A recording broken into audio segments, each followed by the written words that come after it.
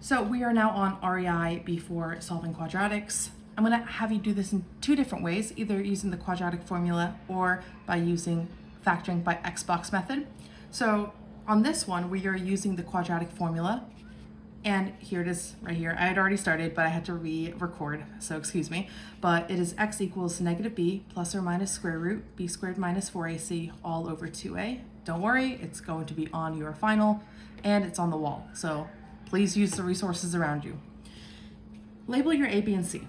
I know it seems tedious, but it's super important. People always mess it up somehow, either forgetting a negative or they toss in a variable. Don't need all that. Your A, B, and C are always going to be just numbers. So our A is 2, our B is -5, and our C is 1.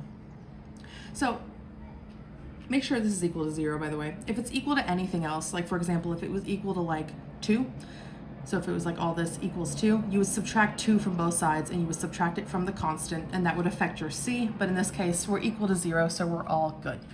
All right, we're gonna go ahead and start just plugging everything in, our A, B, and C, into our formula. So we have negative b, so it's going to be x equals negative 5, because our b is -5, so it's negative b, negative 5, plus or minus the square root of, and put this in parentheses, -5 squared, so b squared, minus 4ac. This is all being multiplied together, by the way. 4ac means 4 times a times c. And this is all over 2a, and in this case would be 2 times 2. Because I'm not having you use the Desmos graphing calculator or the Desmos like scientific calculator, you only have your handheld one, I'm going to show you how I want this formatted. So really I just need you to simplify.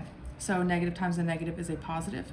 So this will become a +5 plus or minus -5 squared is 25, not -25. Negative times a negative is a positive, so 25 minus, so go ahead and do the minus and then do this separately. So 4 times 2 times 1. 4 times 2 is 8, times 1 is 8. All over 2 times 2 is 4. Okay? Kind of overshot my square root there, but that's all right. All of that is going to be equal to 5 plus or minus, and we're just going to take 25 minus 8, which is 17, all over 4, and you're done. That's how I want it. That is your answer right there. I will take that as your quadratic formula method answers. You would do the same thing for this one. I'll just show you what the A and B and C are very quickly, but it's the same method, right? In this case, our A is 15. Our B, it looks like we don't have a B, but we do. If there's nothing in front of the X, it's actually a 1. So it's a -1. So B equals -1, and C equals -2. Same deal, we're gonna go X equals negative B, which is -1.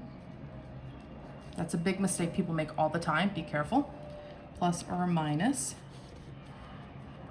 b squared, so -1 squared, minus 4a, which is 15, and c, which is -2, all over 2 times a, which is 15. And again, you'll have a calculator. You'll simplify what's inside here, and I just need it to get to this point. Okay, so we're just gonna go ahead and get to the last one, okay, which is going to be Xbox method. I know a lot of folks are anxious about this one because this one was just plugging things in and simplifying. This one, people get a lot of anxiety with this because you have to figure out your mystery numbers. So go ahead and set it up. Don't you worry, I will have the Xbox method already set up for you like this, but don't forget, it's A times C on top and B on bottom. You're gonna do your same thing as before, which is label your A, your B, your C. Make sure it's all equal to 0. My A is 2, my B is -7, my C is -4. A times C on top, so 2 times -4 is -8. B on bottom, which is -7. So I now need two numbers. that multiply to be -8 and add up to be -7. So remember, because this is a negative number, one of these will be positive and one of these will be negative. And it does matter which one is which, because that'll make sure that when we add them together, it will become -7. Okay, so at this point, I'm gonna, if you get stuck here, here's what I would do. I would come over here and just list out all your multiplication facts for 8. So that would be 1 times 8, 2 times 4. That's all I got. But we gotta test which one adds up to be -7. Now you notice I didn't add any negatives because we're gonna try it either way. Like for example, I'm gonna go, oh, does -1 plus 8 equal -7? Does 1 plus -8 equal -7? Does -2 plus 4 equal -7? Does 2 plus -4 equal -7? You're gonna go through all the possibilities. So let's go through all the possibilities. Does -1 plus +8 equal -7? No, it equals +7, so that does not work. Let's try it the other way. Does 1 plus -8 equal -7? That it does. And again, you will have your calculator to try this out. If you're not super well versed in your multiplication facts, that's okay. Use that calculator.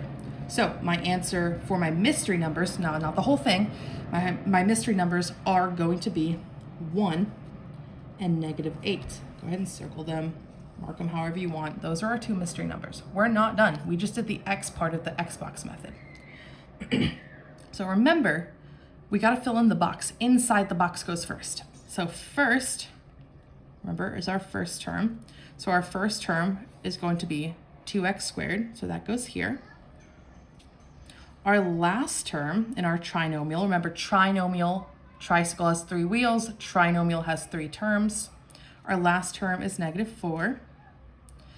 And we also have our two mystery numbers, which is going to be 1 and -8. Pause. We do need the x's on those. You'd probably be like, well, where did those come from? Well, what we just did is we just split this middle term into two terms that we can factor out. Okay, so if this was just an x squared right here, easy peasy, right? Just do x times x, move on. However, I've got a coefficient in front of it, so I've got to take the GCF.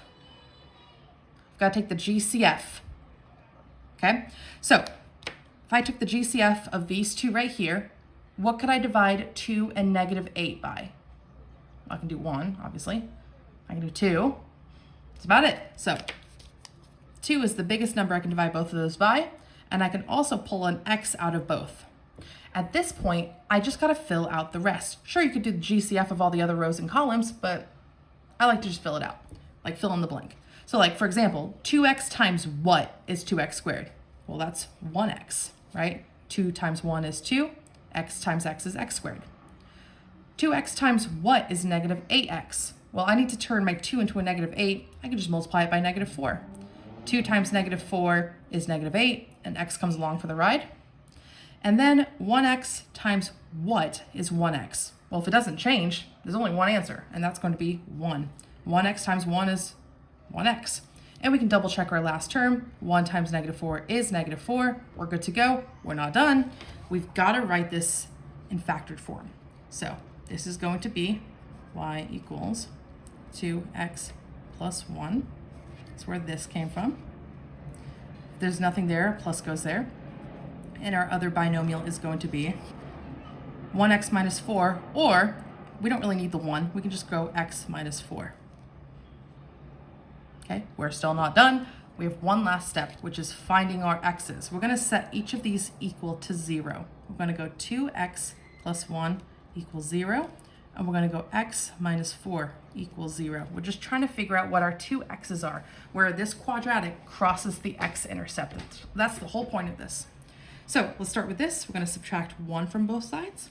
So we're left with 2x equals -1, because 0 minus 1 is -1. Kind of running out of room here, so I'm going to keep it going over here. I'm going to divide both sides by 2, just to get rid of that 2 in front of the x. And I'm left with x equals -1/2. But I've still got one more over here. I'm going to add 4 to both sides. This is a quick and easy one step. 0 plus 4 is 4. And those are your answers. And again, you might be thinking, well, that doesn't look like this up here. Well, actually, if you put this into your scientific calculator, if you do 5 plus square root of 17 over 4 and 5 minus square root of 17 over 4, they will give you two different answers. This plus or minus is saying, hey, I have two x values here. It's just gonna be a decimal. And I'm saying in this case, you can write it like this. But in this case, I want you to write it like this when we do the Xbox method. And that is it.